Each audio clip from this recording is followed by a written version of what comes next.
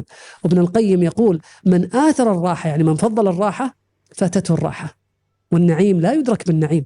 ولذلك عمر بن عبد العزيز رضي الله عنه يقول لو أن الناس كلما استصعبوا أمرا تركوه ما قام للناس دنيا ولا دين. والبحث عن عمل مريح هو أول ثقب في سفينة طموحك.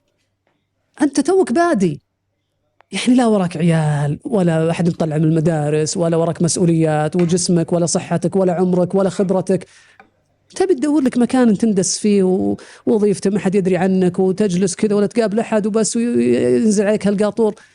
إذا وجدت مثل هذا، ما أقول وظيفة، مثل هذا المستنقع يجب أن تقفز. هذا ممكن واحد كبير في السن تعب قدم كل ما عنده، ممكن يروح يعني ينزوي في هذا المكان، يمكن نجد له مبرر. واحد توه في بداية حياته يذهب إلى مثل هذه الأماكن التي لا يضيف فيها شيئا ولا تضيف هي له شيئا،